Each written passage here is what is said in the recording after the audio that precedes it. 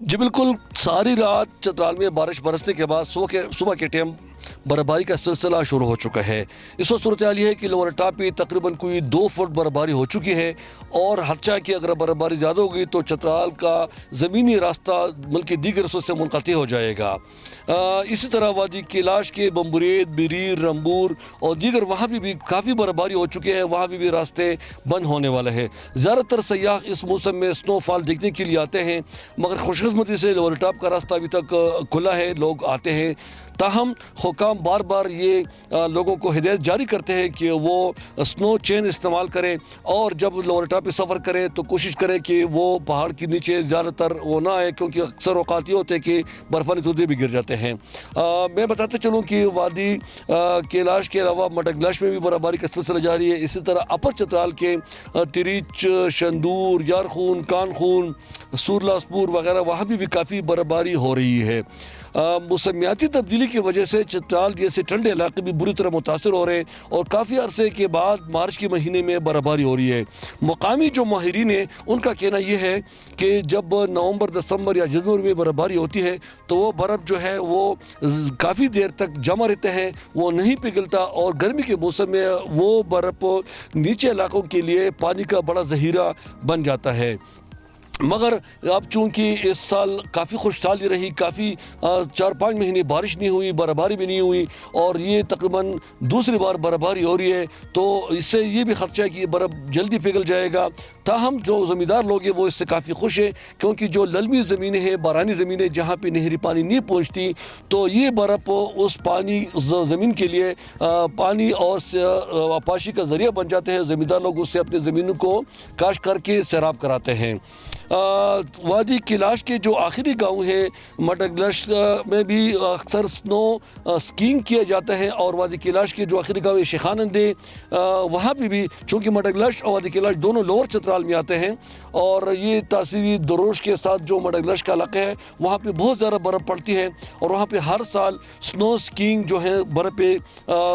जो खेल है वो उसमें काफ़ी लोग हिस्से लेते हैं, लोग आते हैं, बाहर से भी लोग आते हैं। और वादी कैलाश के रंबूर, बिरीर और बम्बरेद के जो आखिर गाँव शेखानंद है वहाँ पे स्नो हॉकी खेला जाता है, जिसको मकामी ज़ुबान में हिमगाल कहते हैं। ये बहुत लंबा मैदान होते हैं, तकरीबन 7 किलोमीटर, और वहाँ पे जो खिलाड़ी है वो लकड़ी से बना हुआ एक बाल को मारते हैं और वो आगे जाते हैं, वो पास करते हैं, वो जो आखिर तक जाते हैं तो वहाँ से जब वापस आता है तो एक गोल समझे जाते हैं। उस खेल में जो टीम जीत जाता है तो जीतने वाली टीम के कप्तान को 3 दिन के लिए या कम से कम 1 दिन के लिए बादशाह बनाते हैं, जिसको मुकामी ज़ुबान में मेहतर कहते हैं, और बादशाह सलामत जो हुक्म करता है तो मुकामी लोग उसके हुक्म मानने के पाबंद हैं। इस वक्त सूरत हाल ये है कि चतराल के चमरकोन, बरोस और दीगर इलाके जितने भी सिंगूर, शामिरानदे और गरब चश्मा, हर जगह में बर्फबारी हो रही है और सर्दी की शिद्दत में इजाफा हो चुके हैं। ज़्यादातर लोग जो है घरों में मकसूर हो चुके हैं और लोग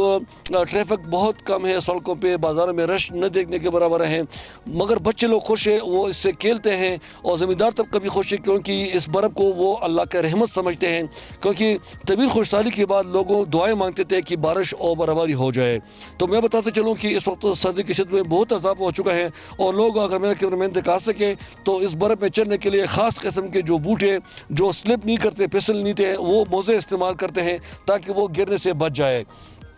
इस वक्त सूरत हाल ये है कि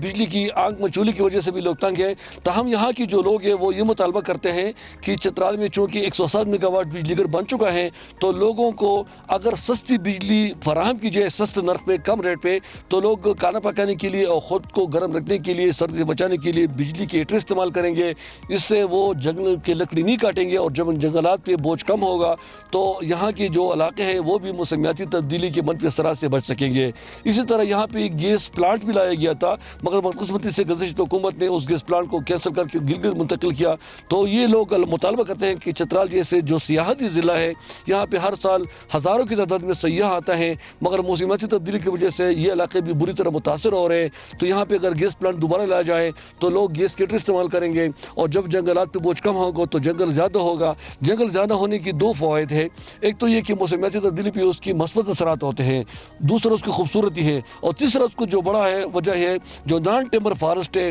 جو مطلب ہے کہ دیار وغیرہ کے جو علاوہ جو دوسرے جنگ درخت ہیں وہ موسم خزان میں بہترین قسم کا جو اس کا کلر بنتے تھے پتوں کا, سرخ, پن, گلابی, جامن وغیرہ, تو آٹم کلر, آٹم ٹورزم اس سے پروموٹ ہو جاتے ہیں. تو ان کے بہت سارے فوائد ہیں درختوں کے. تو اس سے یہ کہ درخت بھی بڑھ جائیں گے, جنگل کی بوجھ بھی کم ہوگا, اور لوگ بھی جو ہے جو قدرتی آفات سے اس سے بچ جائیں گے. کیونکہ جب بھی موسمیاتی تبدیلی آتی ہے تو منفی اثرات سے اکثر جو جہاں پہ جنگلات کم ہوتے ہیں, جہاں پہ بارشیں کم ہوتی ہے,